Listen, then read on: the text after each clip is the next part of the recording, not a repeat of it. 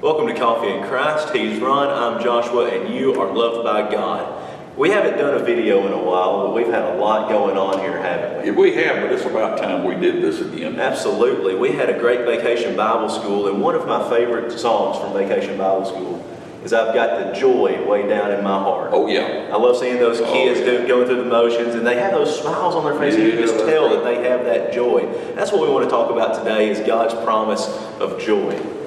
Give us a verse, Ron. Well, I give you a whole book. How about that? That'll work. The book of Philippians. The word joy is found 7 times in the book of Philippians. That's in the New American Standard Bible. The word rejoice, you know how many times that's found in Philippians? Tell me. 9 times. Wow. 9 times. And one of my favorite verses is found right here in chapter 1. And it's actually 2 verses, verses 2 and 3. He says, I thank my God in all my remembrance of you, offering prayer with joy in my every prayer for you all. He's offering his prayer with a lot of joy. Most of my prayers are full of complaints. But do you know where he was when he said that? He was in prison. He was in prison. He was in prison. So that tells us, that it's not necessary for all of our circumstances to be just like we'd like them to be in order to have joy. Right. I've heard it said that happiness is something that comes from the outside that has an inward effect, and joy is something that is inward that has an outer effect. That's exactly right. It impacts the way that we relate to other people. It impacts our view of life, but it's something that has to come from within us. And I think the secret to that is really to be found in our relationship with Jesus Christ.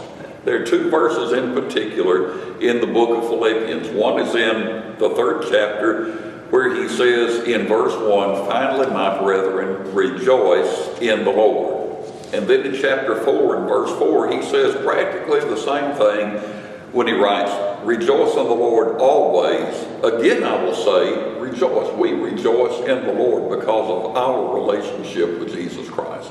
And that gives us a great reason to rejoice. One of my favorite verses about joy comes from the proverb writer in chapter 17 and verse 22, where he says, a joyful heart is good medicine, but a crushed spirit dries up the bones.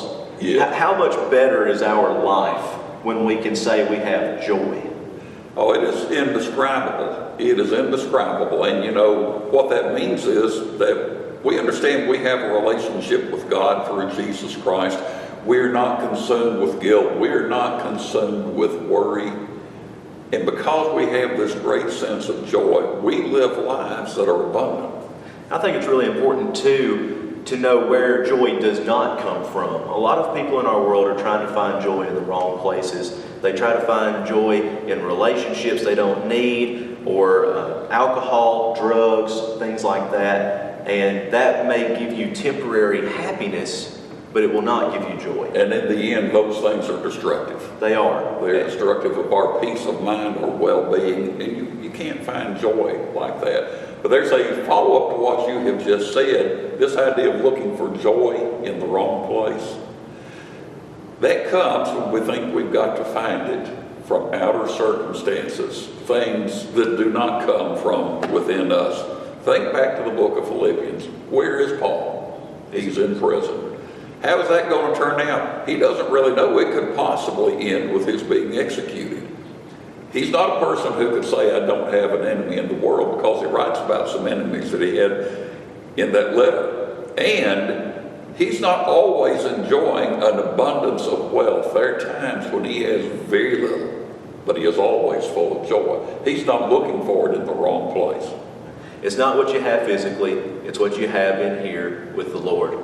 Ron, I hope you have a joyous day. I hope you do too, Joshua. And I hope y'all have a joyous day. God bless you.